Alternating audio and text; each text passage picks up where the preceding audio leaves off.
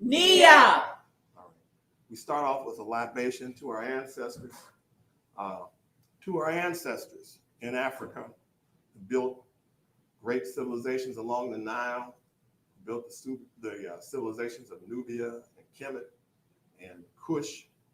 Those ancestors who taught us how to hunt and fish and farm and to build, to cut stone, to build things out of wood. For those ancestors who were goldsmiths and silversmiths and mastered all the crafts and arts. And for those ancestors who created great literature 6,000 years ago, we pour this libation. Ashe.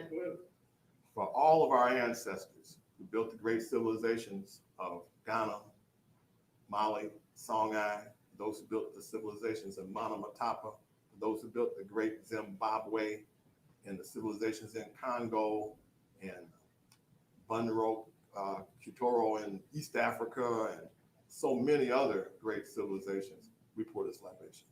Ashe. Ashe. For our ancestors who faced alien invaders and who fought back, for people like Askianu, for people like Queen Nzinga, for Ya Shantewa, and many, many others, for Bamba Ata, we pour this libation. Ashe. For our ancestors who made it across on the Middle Passage, for those who didn't make it, who committed suicide rather than become enslaved, for those who came all the way across and resisted on these shores, for those who got away from the master and ran into the swamps, for those who had to stay and fight for their children and families, for those who brought African culture to these shores and taught many, many things after they got here, we pour this libation. Ashe. For our ancestors who organized watches during the 19th century, who said to keep a top eye open for all those ancestors in Boston, the Boston Vigilance Committee, for Frederick Douglass, for Martin Delaney, for Sojourner Truth, for Harriet Tubman, who led her people out of bondage, and for so many of our people all around the country, from Detroit to Dayton to Cincinnati, who fought against the institution of slavery, we pour this libation. Ashe. For our ancestors here in Dayton and elsewhere and wherever we came from, who worked and struggled to build a life for our people and who raised us, those that we trusted to get to where we are today. For those who founded Black organizations, everything from the Universal Negro Improvement Association to the NAACP, for those who founded these Black churches and mosques and other places where we gather and read and study and learn and grow, we pour this libation. Ashe. And for us in the struggle that we wage to remember our ancestors and to build something for those who come after us, we pour this libation. Ashe. And for those who are waiting to be born, we pour this final libation to connect, all of these eras of time together so that we can have one mighty, powerful story to build on. We pour this libation. Ashe. Now we're going to turn the program over to Mama Olabisi. She's going to explain Nia to us. What is Nia about? Thank you, Baba Koiku. That was a beautiful libation. I feel so inspired because today is Nia, and Nia means purpose. The libation elucidated that ultimately we will have one story one narrative, that we will live through the purpose of our lives, that we will know what is the purpose of our lives. The centerpiece of the Kwanzaa celebration is the candle lighting ceremony. The candle holder is called a kinara because the symbols of Kwanzaa are celebrated in the language of Kiswahili. This is another connection that was built from here in the diaspora to our motherland. For Kwanzaa is a celebration that began here in the diaspora, and it is a Sankofa movement reaching back and reaching forward.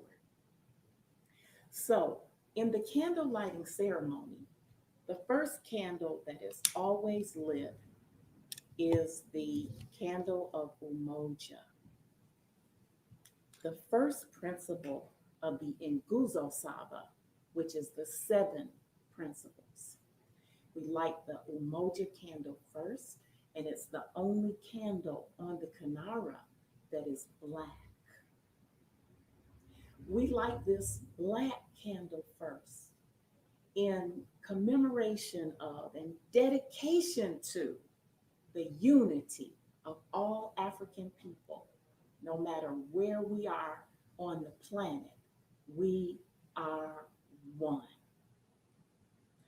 On the second day of Kwanzaa, we take the black candle and we light the candle for Kujichagulia.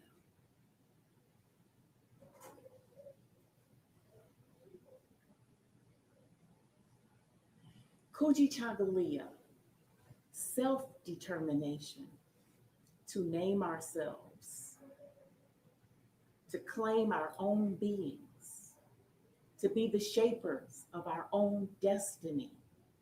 One of my favorite principles, self-determination. From self-determination, we go to the principle of Ujima. Working together for the good of all. It's like when your grandmother said, many hands makes quick work.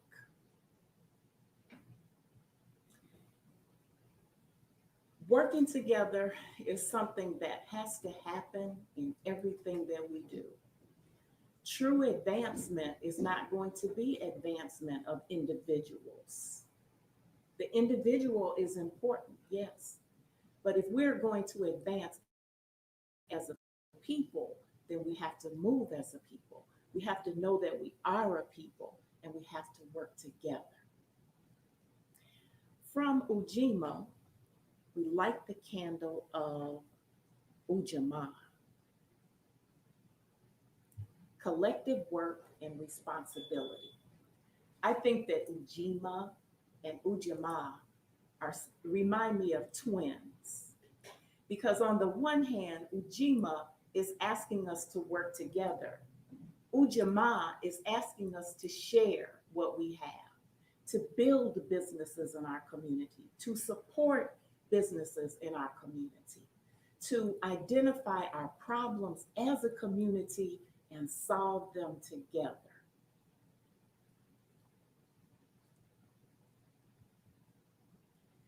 From there, we go to, what's the next one, Baba? Next one is Nia. Correct. Right. Our principle for today, knowing our purpose. Knowing our purpose is just so crucial. I've often told students in my shule that if I ask you for directions, you're going to say, sure, Mama Olabisi, I'll give you directions. Where do you want to go? And if I say, I don't know, then you won't be able to help me. So something that we have to do primarily and essentially is figure out our goals, our purpose, and our destiny. Thank you, Mama Olabisi. Now we're going to bring up Mama Omope Carter Daboiku, and she has a story about Nia.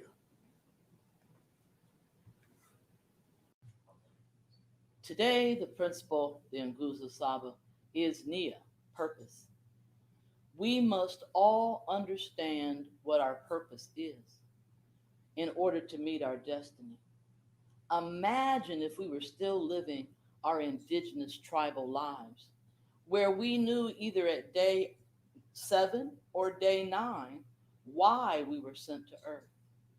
We would know our purpose from the time that we were nurtured in our family's arms. And every time our name was said, it would reinforce the prayer for our life and for our destiny. Imagine each one of us born of Christ with the responsibility to do what we were sent to do so that the world might be the beautiful Eden that it was designed to be. Knowing one's purpose keeps you on track. This story I'm going to tell today is called Kaka Lambalala. You can find it in the children's section, and it's retold by Vernon Ardema, but it probably won't read like the way I'm going to tell it today. You know, we storytellers have artistic license, and so I'm going to use mine. Long ago, somewhere on the African continent, there was a community of animals. Humans had not begun to walk the earth, and everything was in harmony. The animals that lived in the trees were happy in the trees. Those who had 4 legs and walked upon the ground were pleased to eat green grass. And those that swam in the waters knew that they were exactly where they needed to be. Everything was harmonious for millennia. In the middle of this beautiful village that contained all these animals that were able to speak to each other grew a magnificently tall tree. And every season, in the middle of the warm season, the fruit on the tree would glow bright, just like the sun above the sky. And everybody remembered the story. This tree had a name. And should the animals ever find themselves starving, all they had to do was say the name of the tree and it would release its gifts to the community. No one had needed such a gift, for everything had been in harmony and balance. Until one day, the animals began to compare each other to themselves. Why, you know, those of us who fly, we have the best perspective of all, for we can see down low and up high. Those who walked with 4 legs on the grass said, "No, walking is better than flying. Grass is better than worms. 4-leggeds have it best." And those that swam in the water said, which is fish for, it's better in the water. Well, all the arguing upset the balance of the universe. And the next thing you know, there wasn't enough to eat. The green grass began to dry up and become yellow. The fish found fewer bugs to eat. And the birds couldn't catch fish. And the whole cycle was disrupted. A small little insignificant turtle found herself up underneath the tree and said, "You know, if we just say the name of the tree, we can all eat." Other animals looked down on Turtle and said, "Who asked you, small and insignificant? We're here trying to figure out how we're going to feed the community." And Turtle sat and waited. "We need someone who is strong and powerful, who can climb up the mountain and ask Creator for the name of the tree." Water Buffalo stepped forward and said, "If that's the case for strength, send me. I am the strongest of us all." And with that, they gave him permission to climb the mountain to ask Creator for the name of the tree so that the fruit would fall and they might eat. Water Buffalo began the climb. Climb the mountain. Talk to Creator. Get the name of the tree. That's the task before me. Water buffalo climbed, and got to the top and said, Almighty creator of all the universe, it is I, water buffalo. I have come to save the people. Can you tell me the name of the tree so that we might all eat? There was a rumble in the sky, such a rumble that the earth shook beneath water buffalo's feet. And he heard the wind, and the voice on the wind said, Kakalambala is the name of the tree. Huh? Water buffalo said, Ha ha! Yes, I shall save the people. They will build a statue in my honor. Everyone will remember me and the great deed I have done today. And just as he let that one come out of his mouth, his foot hit a root from a tree, caught him, spilled him down the mountainside. He rolled and rolled without being able to stop, and bam! Knocked his head right upside the mountain. He stood up and said, that was rough. Wait. I am on a mission. The name of the tree is ha.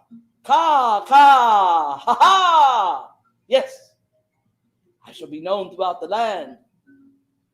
Well, no one else knows. And so he went down the mountain. He strutted into the midst of everyone. He stood beneath the tree and said, the name of the tree is Kaka! And absolutely nothing happened. He thought if he said it louder, it might be more impactful. Kaka is the name of the tree. And still nothing. Everyone cut their eyes and said, So strength was not the answer. Who shall we send next? Let us send the fastest, the most swift. Who would that be? That would be me, said Rabbit as he hopped forward. I'll take the mission. And before they could even explain what the mission was, Rabbit was off like a rocket. I'm going up the mountain. I'm going to ask Creator for the name of the tree. Won't my community be so proud of me? He got to the top. He said, Creator, it's me, the rabbit. Will you please tell me the name of the tree so that I can save my people that we're all hungry? We need to eat. And he heard the wind blow. And he felt the earth shake beneath his feet. And he heard the voice on the wind say, Kakalambala. Got it. Ding. Ooh. They're going to tell stories about the rabbit and how he saved the people. Oh, I'm going to be famous for generations. I can't wait. His foot found the same root. He fell down the same path. He knocked his head clunk against the same mountain. And when he stood up, he said, Kakala!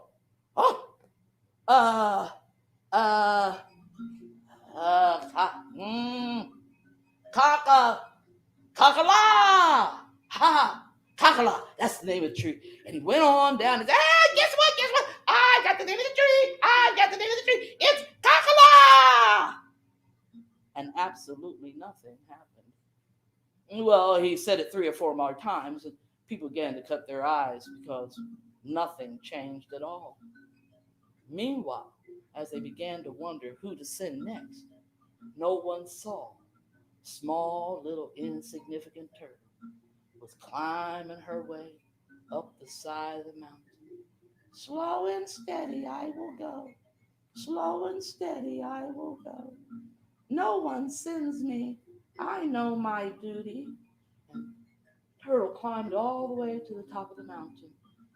And when she got there, she said, Oh, mighty creator, most magnificent, most wonderful, would you bless me, small turtle, with the name of the tree that I might save the people? Turtle heard the wind blow, felt the earth shake underneath her feet, and heard on the wind the word, Kakalambala.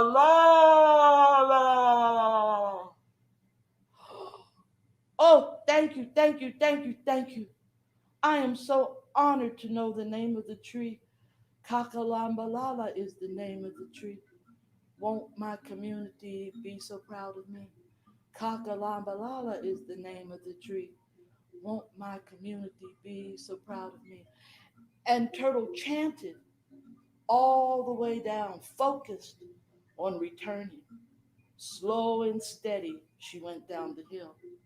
And because she was so close to the ground, she saw the tree root that the others had tripped on. And she climbed over it with her clumsy little self, successfully though, and kept reciting so she wouldn't forget. Kakalambalala is the name of the tree. Won't my community be so proud of me? And she found her way through the crowd that was rumbling and grumbling about the hunger in their bellies. And she softly said, as she rubbed her body on the tree trunk, Kakalambalala is your name. And with that, the fruit began to fall. Plop, plop, plop, plop, plop, providing food for all. And in honor of Small Turtle, they decided that from that day on, there would always be a festival. They would sing the songs that their ancestors had sang. They would do the dances that their ancestors had done. And they would tell the story about how Turtle saved the day because she knew her purpose and her place in her community. The end.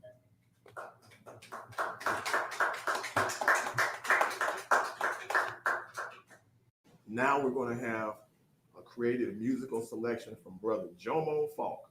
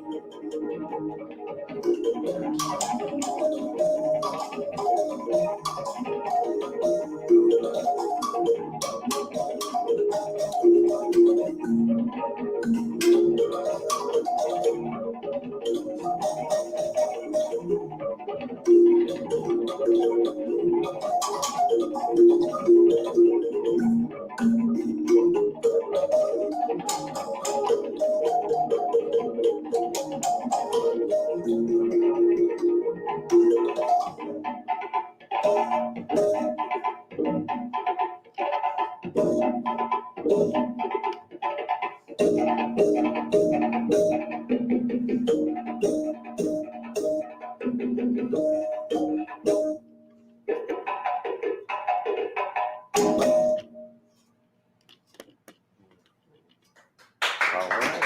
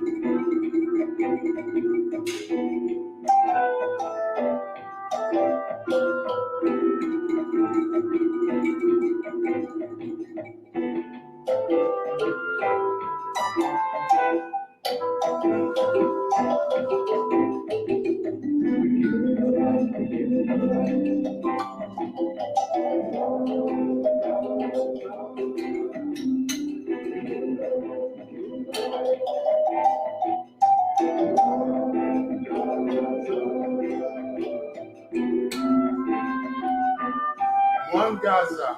In Swahili, that means we bring you the light. We give you the light. In this world, we think that everything is duality. We think that there's right and wrong, there's black and white, there's good and bad, there's heaven and hell. But in reality, there's only one. Everything is one. There's only one. There's only good and the absence of good. There's only heaven and the absence of hell. There's only good and the absence of good. And there's only light and the absence of light. So what we have to do is, instead of looking for the things that are wrong, look for what's missing. The thing that's right there is right there within us. The light is within, it's without. And that's what we have to look for.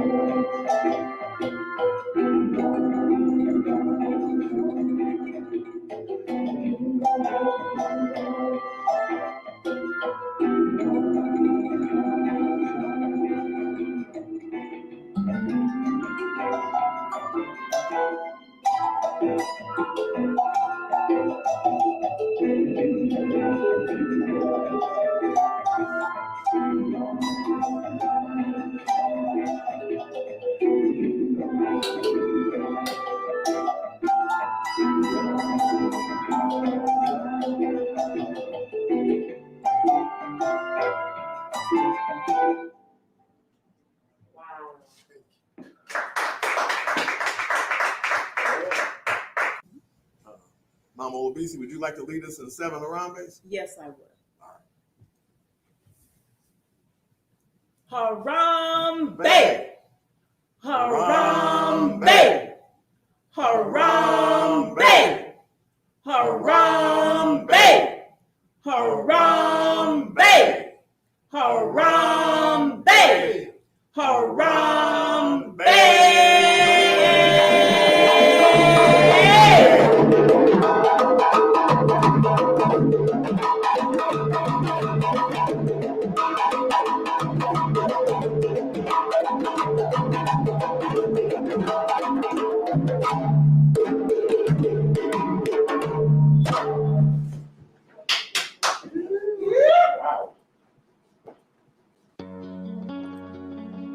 Thank you for tuning in to another Blaqsage production. Please like this video, share it with friends, family, and associates. Drop a comment in the section below and subscribe to our YouTube channel. Thank you once again.